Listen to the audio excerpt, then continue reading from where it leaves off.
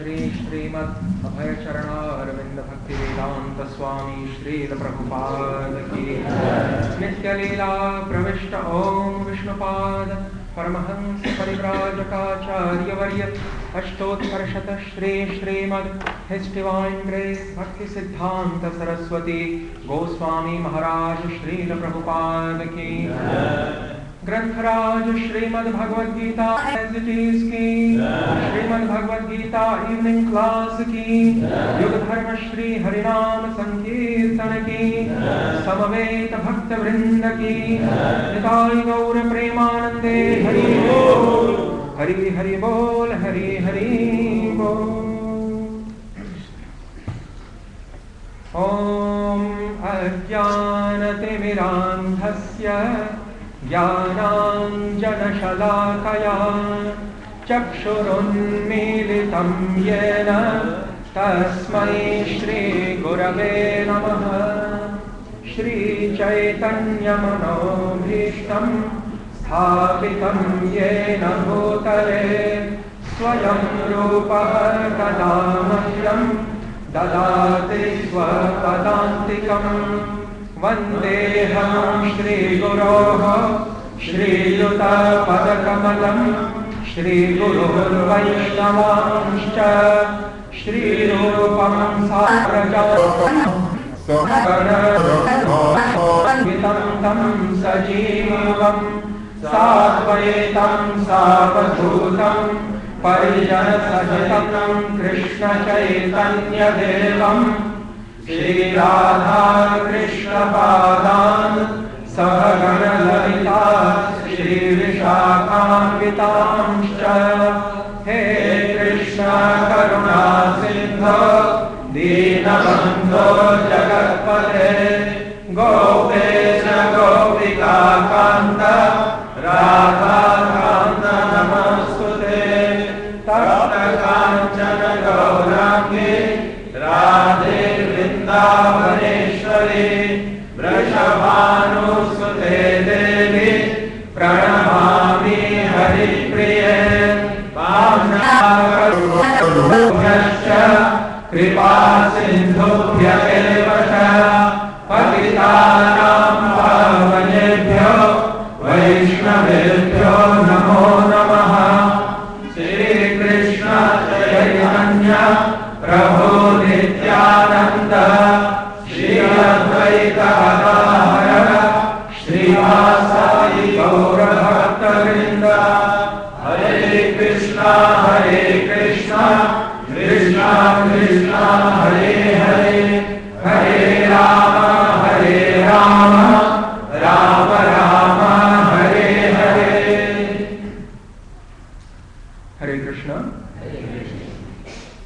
At the very onset of present day's discourse, I would like to submit my most respectfully prostrated obeisances unto the lotus feet of their divine lordships, Shri Shri Radha and Shyama Sundara Dev, along with their eternal associates and companions, such as Shri Lalita, Shri Vishakha Devi, and along with them, I would also like to offer my most respectfully prostrated homages unto the lotus feet of their divine lordships, Shri Shri Krishna Chaitanya Mahaprabhu and Shri Shri Nityananda Prabhu, along with their perpetual entourage, such as Shri Rupa Goswami, Shri Sanatana Goswami, and all the 6 Goswamis of Shri Dhama Vrindavan. Finally, I would also like to pay my obeisances and due respects unto His Divine Grace, unto the lotus feet of His Divine Grace, Abhay Charanarvinda Bhakti Vedanta Swami Srila Prabhupada, who has very artistically propagated the doctrine of Krishna consciousness throughout this world in this present modern era in a most unique and fantastic, unprecedented way. Conclusively, I would also like to pay my obeisances and due respects unto the lotus feet of all the Vaishnava devotees of the Lord present herein. And thereafter, I would now like to comment our proposed context of today's discussion, the context of Srimad Bhagavad Gita, 7th chapter, text number 7. And the 7th chapter of Bhagavad Gita is entitled as Knowledge of the Absolute. So we will just read the shloka and the translation given by His Divine Grace, Srila Prabhupada, and we will endeavor to cover the most significant themes that Srila Prabhupada or that His Divine Grace has mentioned in his Transcendental Bhaktivedanta Purport. Mattah parataram nanyat kinchidasti dhananjaya mayi sarvamidam protam sutre manigana iva. So Lord Krishna is imparting his transcendental sermons, his divine instructions to Arjuna in the battlefield of Kurukshetra, and he says to Arjuna, O conqueror of wealth, there is no truth superior to me. Everything rests upon me as pearls are strung on a thread.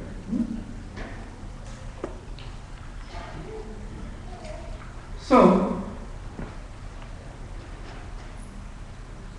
in the purport to this verse, Srila Prabhupada writes that actually there is an ongoing controversy in regards to the ultimate form of absolute truth, Parabrahma or Paratattva. But this ongoing controversy has been resolved in Srimad Bhagavad Gita by Lord Hrishikesh in front of his dear disciple, friend and devotee Gorakesh Arjuna.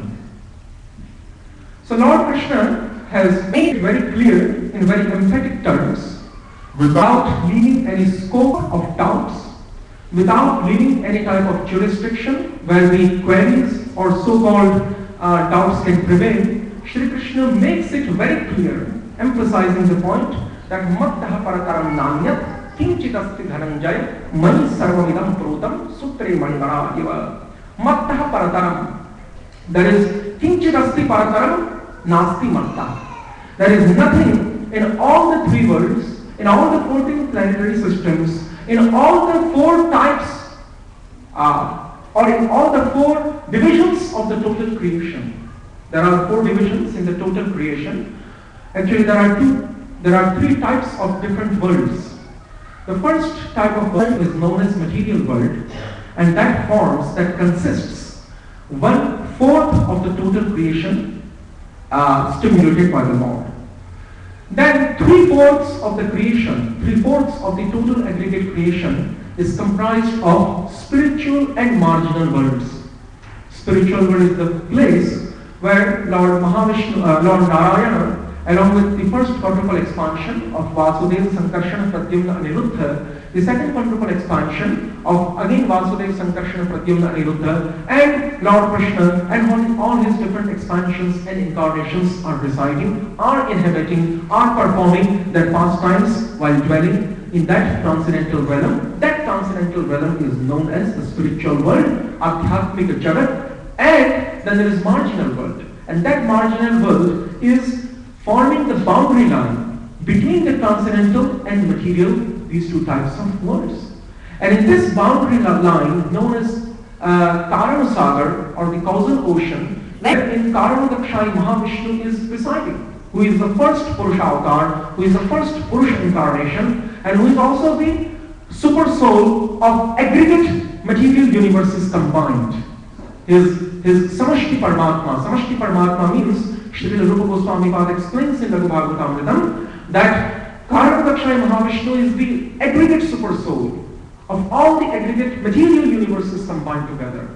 So this Karanadakshayi Mahavishnu, the place wherein he rests, wherein the Maya cannot enter, or when the Maya cannot poke her nose into, that place is known as marginal world. So all these 3 types of worlds combined together form the Chatushpada Vibhuti. Actually, the Vedas are very fond of mentioning Lord's creation as Chatushpada Vibhuti. That's why in the Purusha Sukta prayers we see Om Tripadurdhvam Udait Purusha Padosyeha Bhavat Purah Tato Vyakram Vyashanat Sashana Shane Shane. So in the Vedas it has been described that the Chatushpada Vibhuti, or the total creation, is divided into 4 parts. Among the 4 parts, one part is the total material creation. So in all these different types of creations, in the whole creation of the Lord taken together, there is no other entity.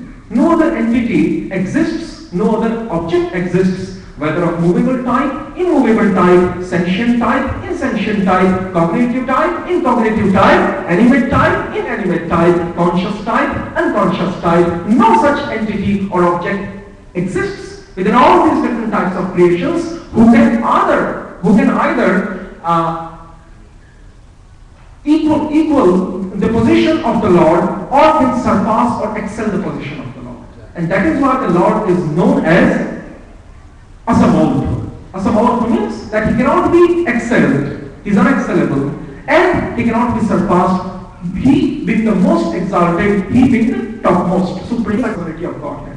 And this Siddhanta, that not even the demigods like Brahma, Indra, Varun, Chandra, Surya, Yam, etc. can either equal his position or surpass him, then what to speak of the ordinary living entities found in many different types of 8,400,000 species.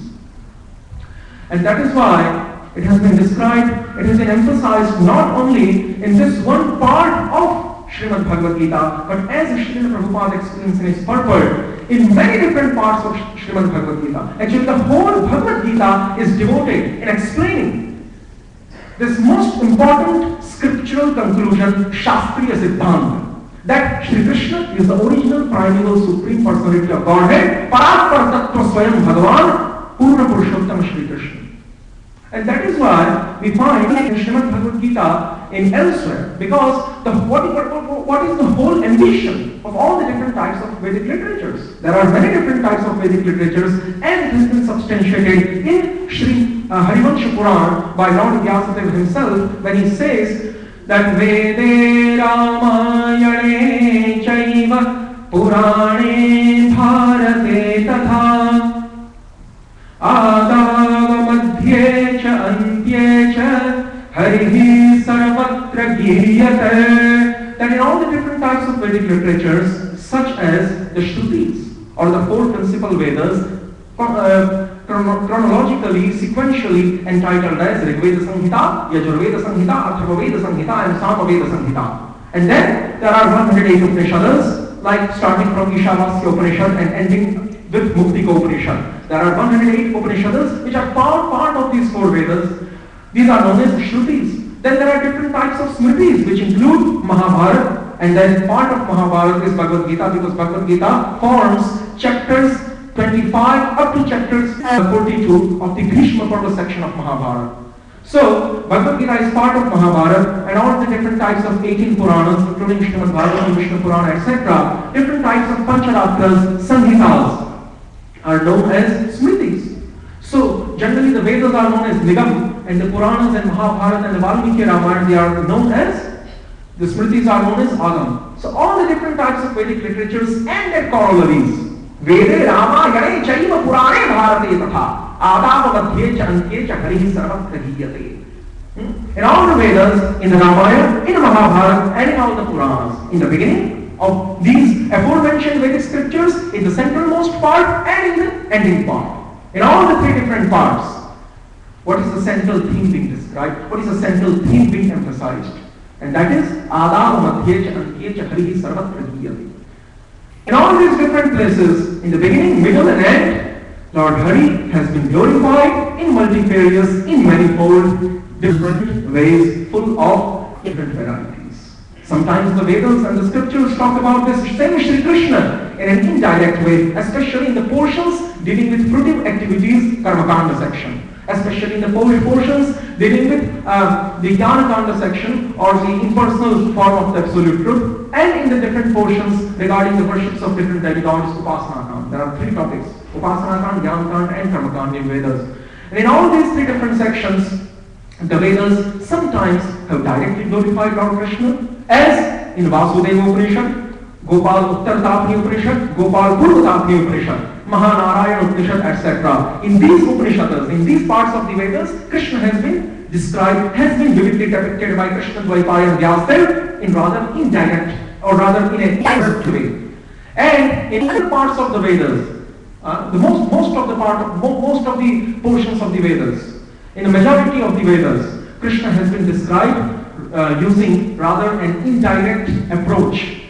He has not directly been described. And this style of describing Shri Krishna, directly and indirectly, is confirmed by the Shastra, is confirmed by Lord Narayana himself in the 4 seed-like verses of Srimad Bhagavatam, Chatur Shloki Srimad Bhagavatam, found within the 2nd canto in the conversation between Lord Brahma and Narada.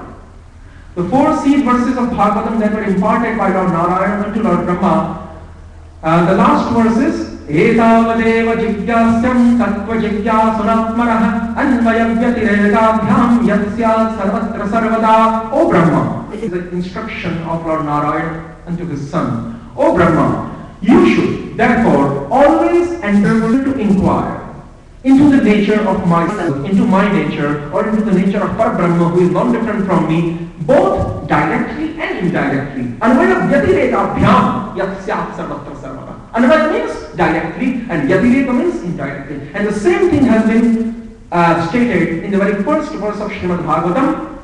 Jatmadhyasya yaton vayadi taratah chartheshva vidyah swarat. So itaratah, anvayat itaratah. Itaratah means the same as vyatirekabhyam. Itaratah means indirectly and anvayat means directly. So the very first verse of Bhagavatam also proposes these 2 types or makes these 2 types of approaches legitimate. In regards to the nature of the Lord, if these 2 types of approaches are used to know the nature of the Lord, to know or to become acquainted with this supramundane, non-phenomenal, transcendental nature of the Lord, then it is completely legitimate. That is why Adava Madhyecha Harihi Sarvatra Kiyate. In the beginning portions, in the central portions, and in the ending portions of all the scriptures, all the revealed, authorized, bona fide, authentic Vedic scriptures, only Shri Krishna has been described. Now a person can question, how is it that only Shri Krishna has been described? So now a person can question that, okay, Shri Krishna might have been described in the beginning, central and ending portions of the Shastra, but not everywhere, not everywhere. Only in the beginning, only in the middle, only in the end, taking the verse literally. So Krishna Dvaipayana Vyasadeva, he confronts with this so-called argumentative contention and says, no, not only in the beginning, end and in the middle, but everywhere. That means between middle and beginning and between middle and end, everywhere. In all the different parts of the Vedic scriptures, every single shloka, every single mantra, every single statement, every single word and syllable found within that word only denotes, describes and implies to Shri Krishna. That is why Srila Madhvacharya has quoted one verse from the Samaveda in his Madhva Bhashya, in his commentary to Vedanta Sutra. And this verse that he has quoted, Namani Sarvani Iha Jagati Vishnoho Tani Sarvani. This verse, this mantra that he has quoted from Samaveda Samhita means, very directly states, very directly this verse states that all the different types of nouns and pronouns and adjectives, all the different types of words in existence, so to speak, all the different types of words in existence, so to speak, especially all the words of the Sanskrit language, primarily denote Lord Narayana and only secondarily denote their respective meanings taken by the general populace in this world. Just like an example. All the words in Sanskrit language especially, just like an example. Even the word Shiva. Shiva is a word of Sanskrit language. It's a noun found within Sanskrit language. So Shiva, the word Shiva primarily indicates, on the strength of this particular statement of Samaveda Samhita, the word Shiva primarily indicates Lord Narayana and only secondarily indicates Shri Mahadev, the greatest devotee of the Lord, the husband of Parvati and Durga.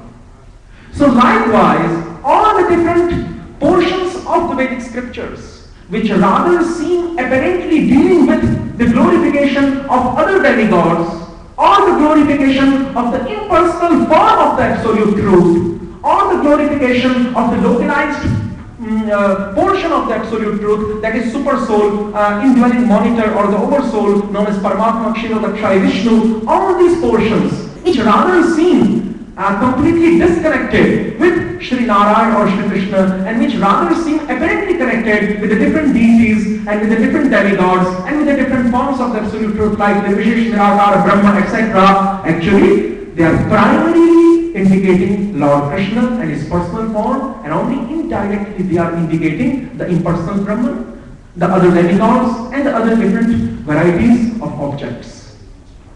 That is why Adamadhyecha Antyecha Harihi Sarvatra Giyate. Sarvatra means everywhere. Not only in some specific portions of the Shastras, but everywhere. In the Vedas and in the Shastras, in the scriptures, only Shri Krishna has been explained as the only sole, single, primary target existing. That's the only single and most important target of the Vedas. And that is why Shri Krishna substantiates, he corroborates the same idea and the same conclusion in the 15th chapter of Bhagavad Gita, when Shri Krishna again states that Mattaha Parataram, he says there, Vedaishcha Sarvair Ahameva Vedyam Vedanta Krita Veda Videva Chaham Vedaishcha Mattaha Smritir Jnanam Apoharam Cha Vedaishcha Sarvai Ahameva Vidyam Vedanta Krit Veda Videva Chaham. Mattaha means from me emanates the knowledge, the remembrance and the forgetfulness. Smriti means remembrance, the ability to recall some past incident, the ability to recall some past incident or occurrence or event is known as remembrance or smriti. Then comes jnana or knowledge, cognition, erudition, and then comes apohana, means taking away of the knowledge or remembrance, that is forgetfulness. So I am the cause of both the remembrance, the forgetfulness and the knowledge. And Vedaishcha Sarvai Ahameva Vidyam. By all the Vedas, only I am to be known as the primary, most predominant object. By all the Vedas, certainly I am to be known, Vedaishcha Sarvai Ahameva Vidyam, Vedanta Krit. And because I have written the Vedas, because I have compiled the Vedic scriptures, and because these Vedic scriptures have become manifest from my desire and from my transcendental body. And this fact has also been substantiated in Brihadaranyaka Upanishad of the Vedas, wherein it is stated that Evam va are Maitreyi asya mahato bhutasya nihishwasitameta yadrigveda velurveda samaveda tharangira sahitihasa puranam. That all these four Vedas, including the Itihas, Mahabharata, including all the Puranas and other Vedic scriptures, they have all emanated from the outward breath, from the exhalation of Karanadakshayi Mahavishnu. So Lord Vishnu is both the compiler and the original source of the Vedas and their manifestation. That is why Vedanta Krit, I am the compiler, I am the person who makes all the Vedas and other corollary Vedic literatures emanate, and I am the basis, I am the shelter for their existence. I am the shelter for the existence of the Vedic scriptures. Vedanta Krit, Veda Videva Chaham, and because I am the compiler of the Vedas, only I know, being their author, only I am perfectly aware with their original intention and their real actual import and purport. And that import and purport and intention of the Vedas is certainly to glorify me. And because I am the author, I can say this in most authorized way. No one else can challenge me. So Vedanta Krit Veda Videva Chaham, and following this principle, Srila Prabhupada writes in his purport that in Srimad Bhagavad Gita also, because that's the common goal of all Vedic scriptures, but especially Srimad Bhagavad Gita mentions this point emphatically in a very direct way, not in an indirect way. Bhagavad Gita is not dealing with who is the Supreme Personality of Godhead. Bhagavad Gita is not dealing with this question in an indirect way, but rather uses the direct method of approach. And in many places in Srimad Bhagavad Gita it is said that Shri Krishna is the Supreme Personality of Godhead, especially in the later chapters it is said, Aham sarvasya prabhava mattah sarvam pravartate iti matva bhajante mam buddha bhava samanvitaha. Aham sarvasya prabhavo. He says to Arjuna that I am the origin of all the different types of existing items. Aham sarvasya prabhavo. Everything emanates from me. Everything emanates from me or becomes manifest from my transcendental self.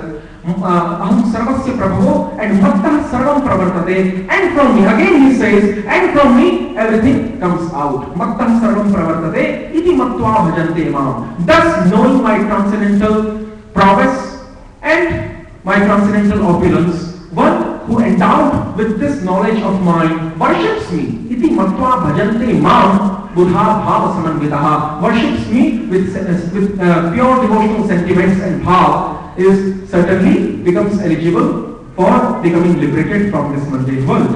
So aham sarvasya prabho mattah sarvam pravartate iti mattva bhajanti mam Buddha bhava samanvitaha. Then also in the 5th chapter, 29th verse of Srimad Bhagavad Gita, Lord Krishna again corroborates and confirms and affirms the same idea by saying, Bhoktaram yajya tapasam Sarvaloka Maheshwaram Suhridam Sarvabhutanam Gyatva Maham Shanti Mrichati Bhoktaram Yajya Tapasam. That I am the only enjoyer existing in the whole world, and everything is actually meant for my enjoyment because I am the Lord of all the 3 different types of potencies or energies, like internal potency, Antaranga Shakti, marginal potency, Tatastha Jiva Shakti, Kshatriya Shakti, and Mahamaya Shakti, that is the external potency.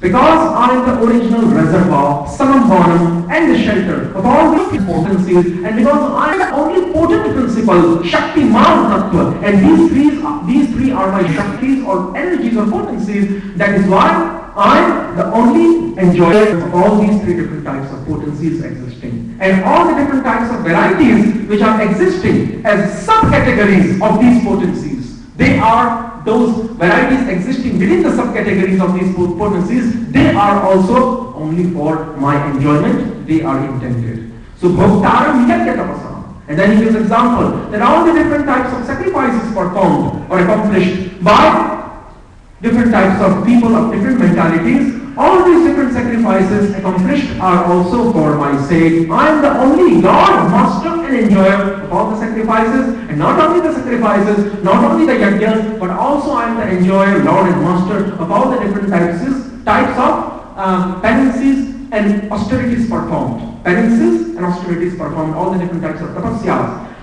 So bhoktaram yajna tapasam sarvaloka maheshwaram. And I am not only the master of penances and sacrifices, but of the whole world. Sarvaloka maheshwaram. I am the greatest controller. Being the absolute truth, I am the greatest controller of the whole world. Sarvaloka maheshwaram. I am the great master of the whole world.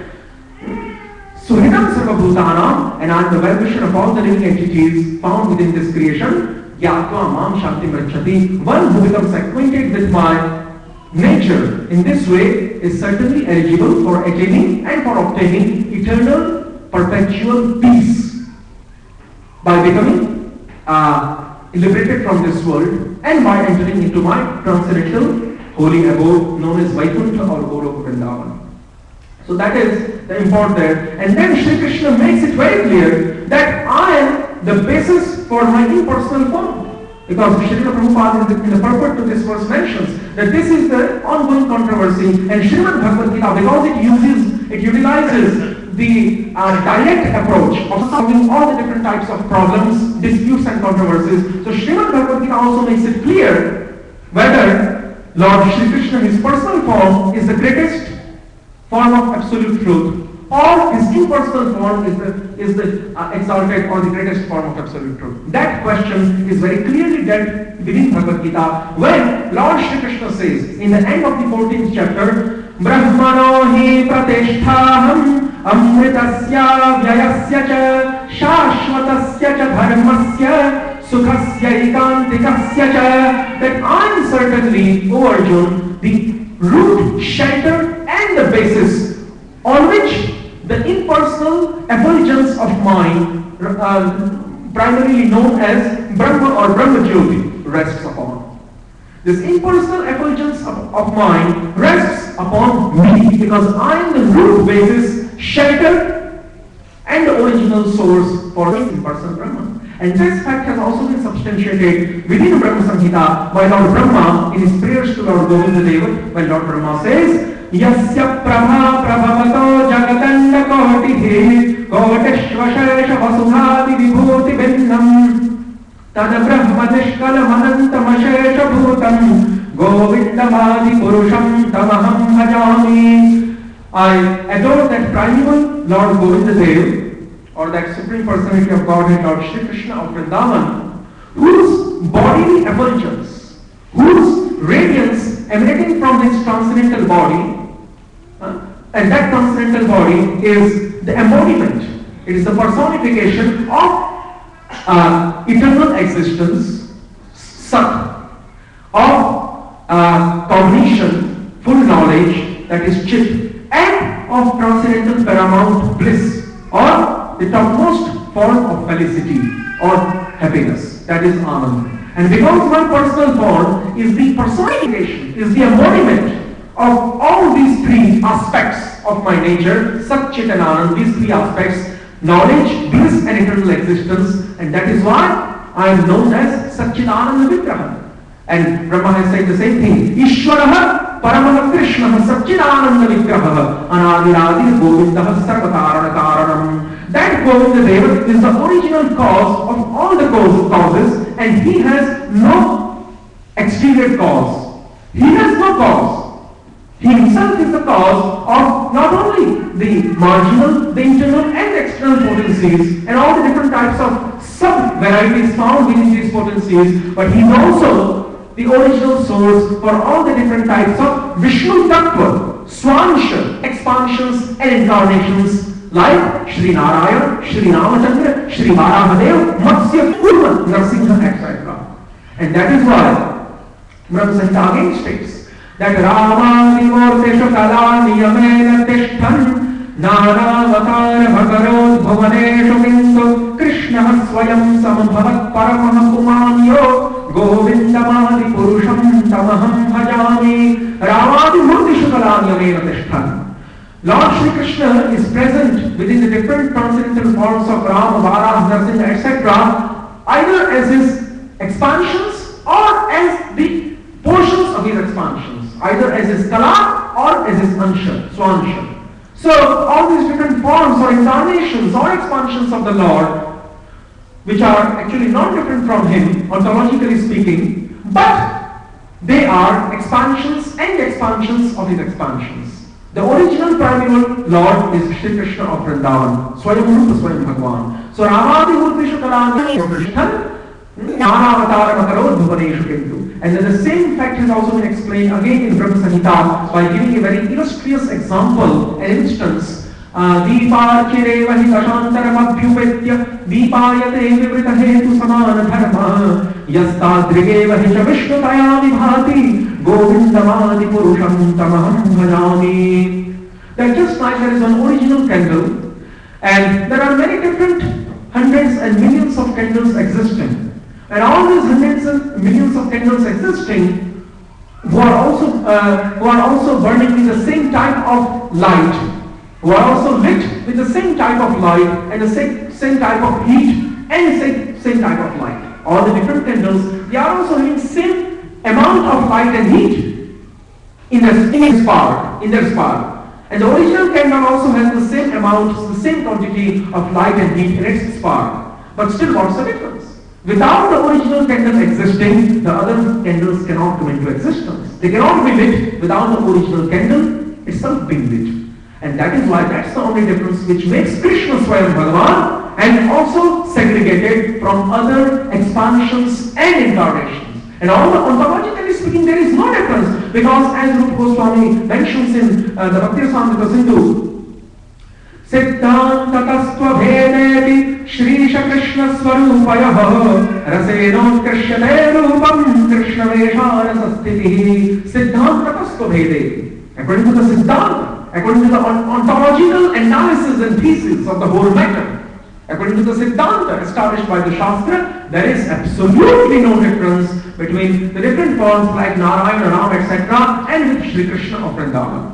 There is absolutely no difference. Only one person has become manifest in these many different incarnations and functions. Now, this is not the same relation that Shri Krishna shares with different devis and devatas or demigods of celestial paradise. No, they are Vibhinnansha. They are separated expansions of Lord Narayana, but these other incarnations like Narayana, Varaha, Matsya, they are non-separated expansions of Shri Krishna. They are Swansha. There are two types of expansions. So living entities are separated expansions. Because the Varaha Purana, Lord Vyasadeva has made himself very clear in Varaha Purana by stating that Swanshascha Vibhinnansha, that there are two types of anshas, Swansha and Vibhinnansha. So, although these incarnations and expansions of Shri Krishna are ontologically speaking not different from him, having the same power and having the same potency and prowess and opulence, but still, Raseno Krishnate Rupam Krishnamesha. There is some difference, at least in the domain of Madhurya, at least in the domain of sweetness, and in the domain of especially the four types of sweetnesses, which make the rasa in Shri Krishna's personality more condensed than the rasa found within other incarnations and their internal identities and in their internal natures. So the rasa, the amount in which rasa or the transcendental pleasure is found within Shri Krishna is the ultimate amount. And this rasa, which is found in ultimate amount in Shri Krishna's personality, is due to four types of sweetnesses. Chaturdha madhuri stasya vraja eva virajate. The four types of sweetnesses are certainly existing only in Sri Vrindavan. That is what Rupa Goswami has said in Bhakti Rasamrita Sindhu. And what are these sweetnesses? The sweetness of his flute, Vedu Madhuri, the sweetness of his love, Prema Madhuri, the sweetness of his divine, enchanting, all-attractive countenance and form, that is the Rupa Madhuri, and the sweetness of his divine pastimes, that is Leela Madhuri. So because Shri Krishna has these four types of sweetnesses within his personality, and because these sweetnesses are not found in all the other different forms of the Lord, and that is why all the other different forms of the Lord are certainly inferior to him, and Shri Krishna is the most original primeval form. So as it has been substantiated by Ramadi Murtishu and Diparche Mahidashantara, these two shlokas of Brahma Samhita, Ishvara Paramaha Krishna, again come back to the first verse of the 5th chapter of Brahma Samhita. Shri Krishna is established as the topmost personality of Godhead, Ishvara Paramaha Krishna. Satchidananda Vigraha. And here also Shri Krishna says, Mattah Parataram Namya. There is no one superior to me. Parataram means superior. And then the supreme is Krishna. Param means supreme in Brahma Samhita. Ishvara Paramaha Krishna, Satchidananda Vigraha. He is the embodiment of perpetual existence, of cognition, and of transcendental paramount felicity or bliss. Satchidananda Vigraha, Anadirade Govindaha, Sarvakarana Karana. So, even Brahma Samhita affirms this position of Lord Krishna. And then again, by describing impersonal Brahman as subordinate to Shri Krishna, Brahmaji says, Yasya Prabha Prabhavato Jagatanda Koti Kotishvashesha Vasudhati Vibhuti Vidnam. That Shri Krishna, whose bodily effulgence, the radiance or the illumination or the transcendental effulgence coming out or emanating from whose transcendental form is known as the so-called impersonal Brahman, Nirvishesh Nirakara Brahman.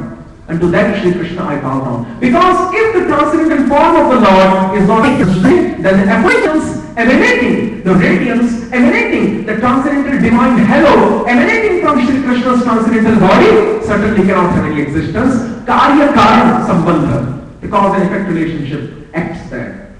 Cause and effect. The cause is Shri Krishna's transcendental form, and the effect is the transcendental effulgence known as Brahma Jyoti, the impersonal Brahman. And that is why Krishna has said, Brahmano Pratisthaham. I am the ultimate basis and shelter for the impersonal Brahman, which is rather immortal. The impersonal Brahman is designated by Gyanis as immortal, as imperishable, Amritasya Vyayasya cha, Amrita and Avyay. Shashvatasya cha, it is eternal, and its constitutional nature is that it is full of bliss. Impersonal Brahman also has transcendental bliss, which is beyond the three modes. But I am the human basis of that so-called impersonal Brahman. That is why Srila Jiva Goswami also writes in the very beginning of his Tattva Siddhartha that Yasya Brahmeti Samyam Kvachidamigame Yati Chinmatra Sakta Pyamsho Yasyam Shakaiha Swairi Bhavati Vashayanneva Mayam Pumanscha Ekam Yasyaiva Rupam Virasati Paramavyamni Narayanatyam Sa Shri Krishna Vidhattam Svayamiha Bhagavan Prema Tatpada Bhajam. That Shri Krishna, the original primal supreme personality of Godhead, Swayam Bhagavan, made that stop the transcendental divine unalloyed love for his lotus feet unto us, the devotees who are like bumblebees and honeybees, always attracted in sucking the sweet nectar from the lotus of his lotus feet, which are compared with transcendental lotus flower. May that Shri Krishna bestow transcendental prema unto us, who are the devotees like bumblebees, and that Shri Krishna whose bodily effulgence, which is Chinmatra Satta. Chinmatra Satta means Shri Krishna's one form, which only has the three different types of internal potencies, Sandhini, Samvit and Ahladini, in the dormant stage.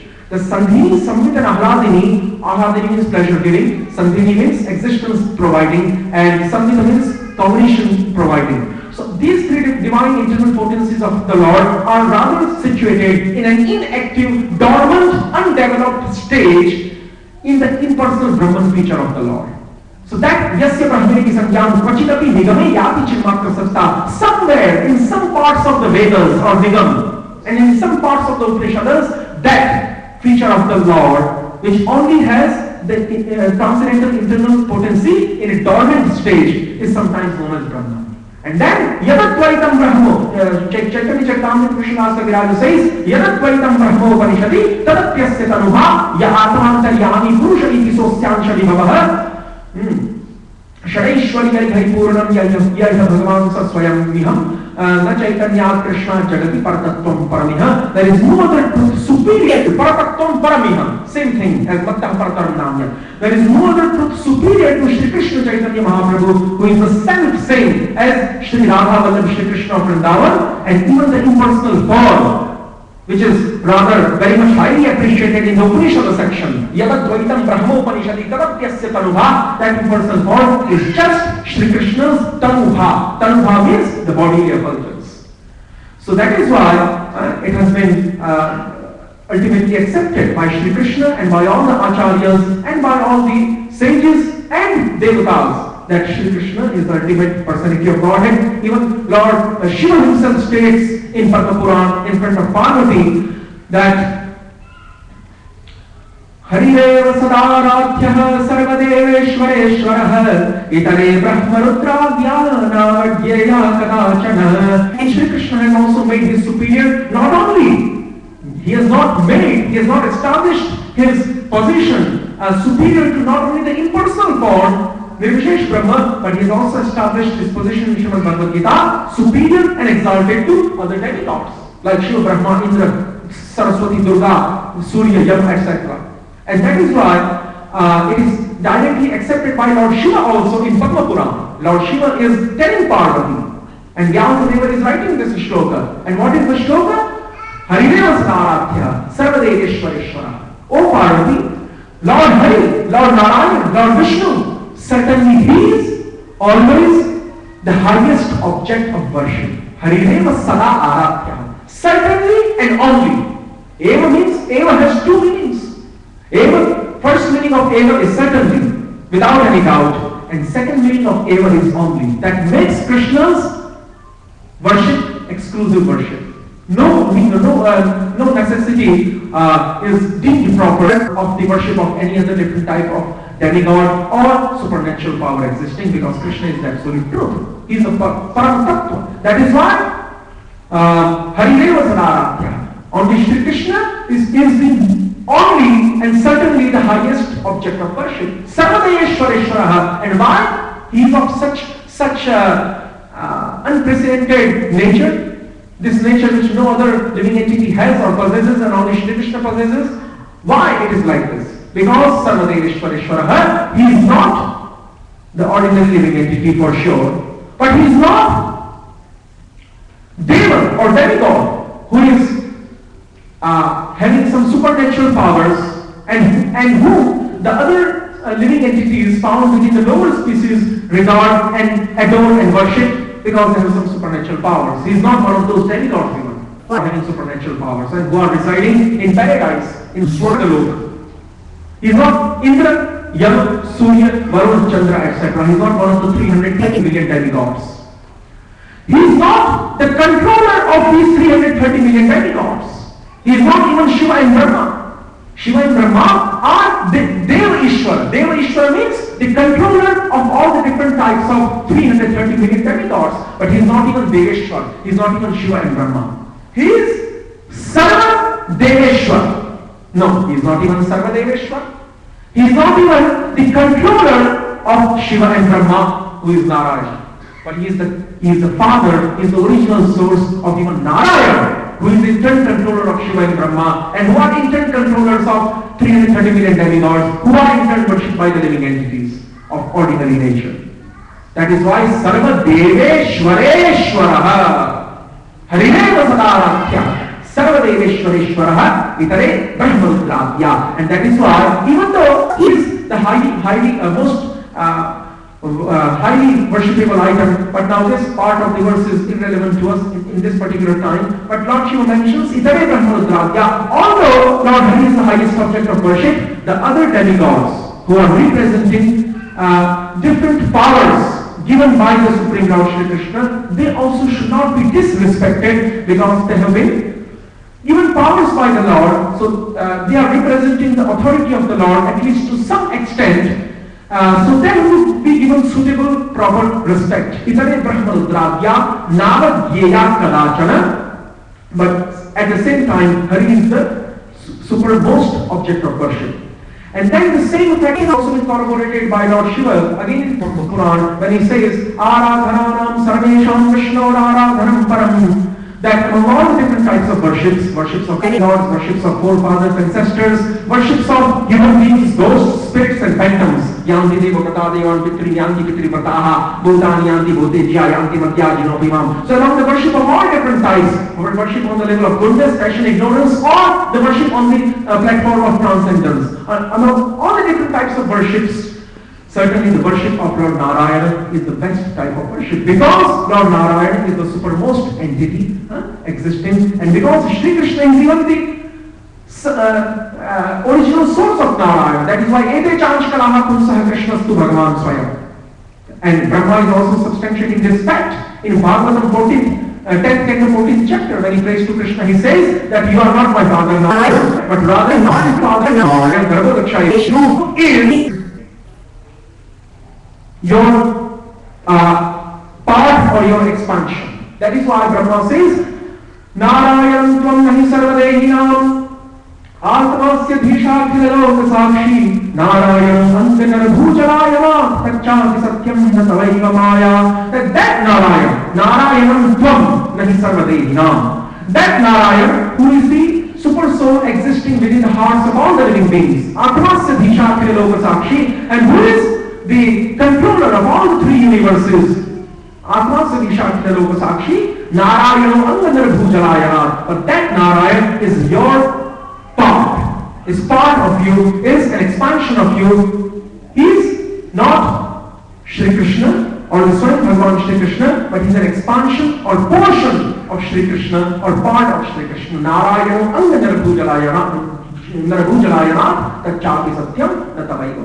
So the most exalted position of Shri Krishna has been established by all the different Vedic scriptures, by different acharyas, by different demigods like Lord Shiva himself. And Lord Shiva at last says in Shiva Puran to Parvati that Tene Hetu Bhutena Vayam Jata Maheshwari Karanam Sarva Bhutanam Sa Ekah Parameshwaraha. That Supreme Personality of Godhead is only one. And He is the ultimate cause of all of us. All of us means including me, Shiva, Brahma, Indra, etc.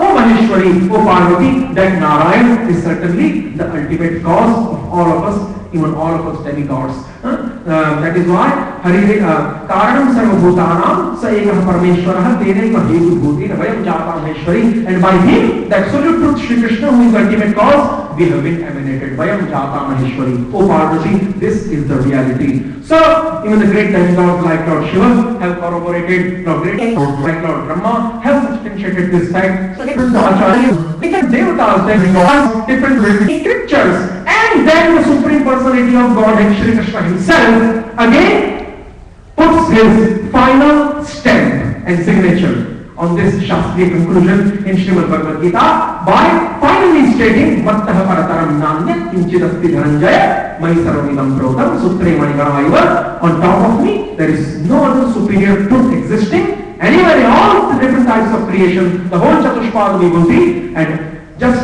everything rests upon me, just like the pearls are strung or are sheltered on piece of a thread. Hare Krishna, Krishna Krishna, Hare Hare, Hare Rama, Rama Rama, Hare Hare. Bolo Srimad Bhagavad Gita ki, Srimad Bhagavad Gita Class ki, Jagadguru Srila Prabhupada ki, Nitai Gaura Premanande, Hari Hari Bol, Hari Hari Bol, Hari Hari Bol.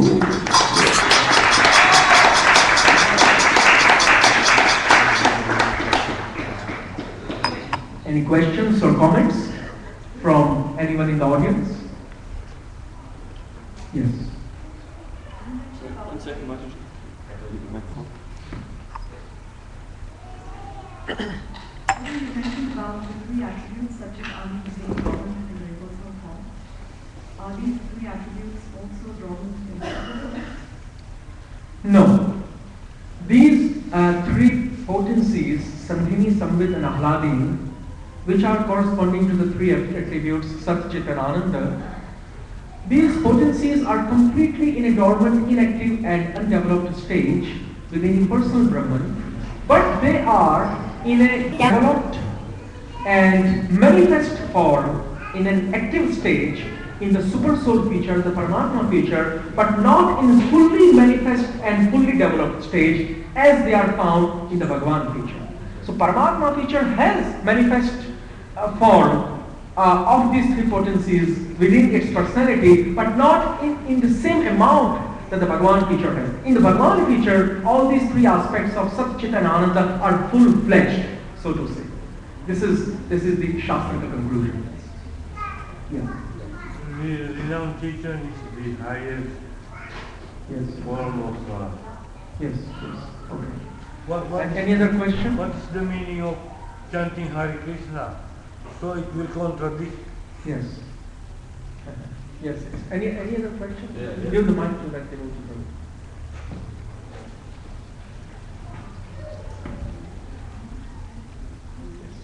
She asked a question, you gave an answer, but I've read something different from Prabhupada. Oh, okay. Okay.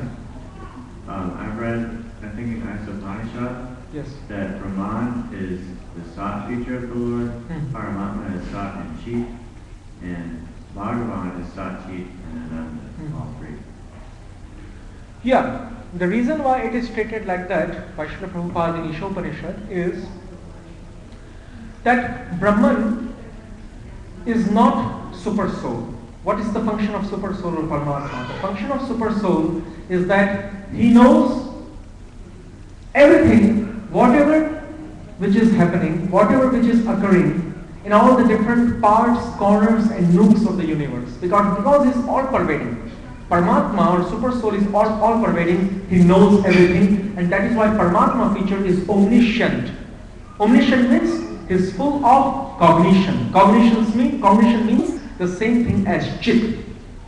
But the impersonal Brahman is not all-pervading like Paramatma. That is why it does not have cognition or the omniscience like the Paramatma has. And Ananda is present within impersonal Brahman, that Brahmananda, the pleasure of the impersonal form, that Brahmananda is present within the impersonal Brahman feature, but it is not present in the same amount as it is present in the super soul and as it is present in the Bhagavan feature. It is rather the Anand which is found in the Brahman feature is dormant, pleasure. It is not active or pleasureful of varieties.